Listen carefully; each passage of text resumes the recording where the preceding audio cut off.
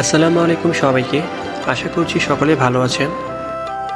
আজ আমি ঠাকুরগাঁও পীরগঞ্জ থানার একটি গ্রাম পরিদর্শন করলাম।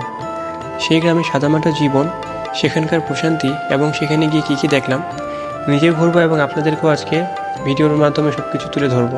তো চলুন আজকে ভিডিওটি শুরু করছি। গ্রামের মানুষের সরলতা, প্রকৃতির সান্নিধ্য এসব মিলে গড়ে তুলেছে একটি সুন্দর জীবন। সবুজের ছায়ায় নীরবতার জগতে গ্রামের সাদামাটা জীবন আমাকে সবসময় মুগ্ধ করে।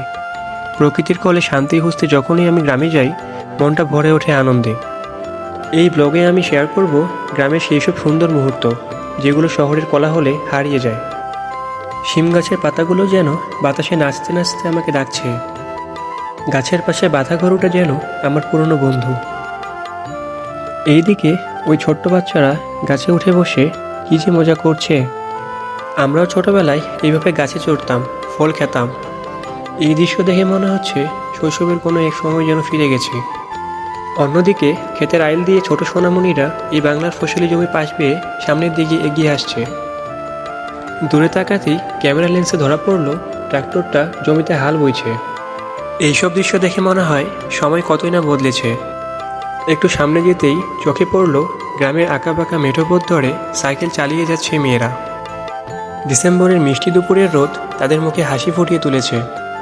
সোনালি ধানের ক্ষেতের মাঝখান দিয়ে যাওয়া এই পথটি যেন সোনার রাস্তা।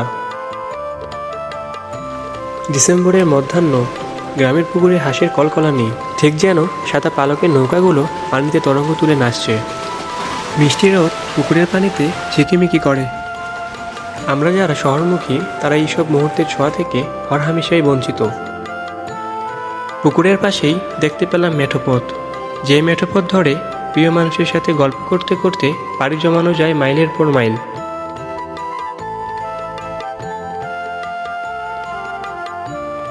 প্রকৃতির সাথে নিজেকে বিলিয়ে দিতে পুকুর পাড়ে এসে বসলাম। পানির উপর তাকিয়ে চিন্তার জাল বুনছি। মনে হয় প্রকৃতি একমাত্র সত্য সঙ্গী, যার কাছে সব কিছু বলা যায়। শীতল বাতাস এসে পরাণ জুড়িয়ে দিচ্ছে। অনেক সময় ভাবি পুকুরের জলের মতোই জীবন সরল, কিন্তু আমরাই হয়তো তাকে জটিল করে ফেলি। প্রকৃতির থেকে অনেক কিছুই শিখতে হয় প্রকৃতির মতো সহজ সরল থাকতে, সব কিছুকে মেনে নিতে। ডিসেম্বরের মধ্য দুপুরের রোদে গ্রামীণ বাংলার মেঠোপথ যেন এক মনোরম চিত্র। সামনে এগিয়ে যেতেই চোখে পড়ল হাসিমুখী স্বপ্নের বোঝা নিয়ে গ্রামের সবুজের মধ্যে ছুটে চলেছে কর্মব্যস্ত মানুষেরা। খোলা আকাশের নিচে সবুজের ছোঁয়া নিয়ে দৌড়ে চলেছে তারা। ডিসেম্বরের উষ্ণ রোদে গরুটি বাঁধা রয়েছে। সবুজ ঘাস চিবিয়ে চিবিয়ে মনে হচ্ছে কোনো গান গুনগুন করছে।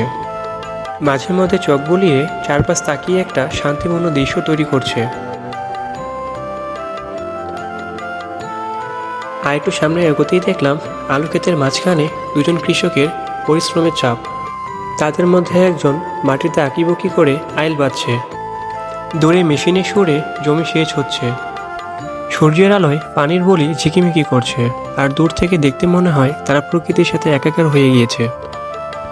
গ্রামের রাস্তায় যেতেই চোখে পড়ল সূর্যের আলোর সমারোহ।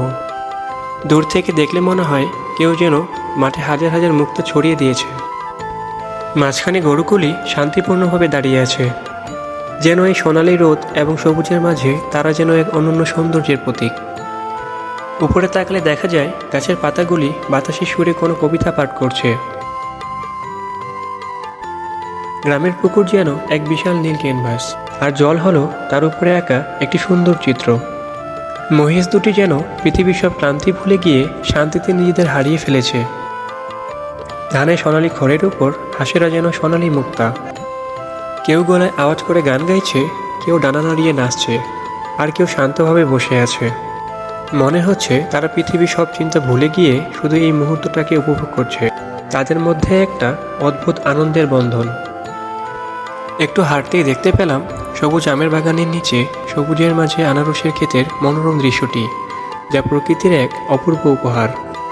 প্রকৃতির কোলে দাঁড়িয়ে আনারসের ক্ষেত দেখা এক অবিস্মরণীয় অভিজ্ঞতা। কিছু মজার কথা আপনাদের বলি, যেমন আনারসের চুল। আনারসের উপরের অংশটাকে অনেকেই চুল বলে, তার কারণ দেখতেও চুলের মতোই। তাই কেউ কেউ মজা করে বলে আনারসই একমাত্র ফল যার চুল কাটা যায়।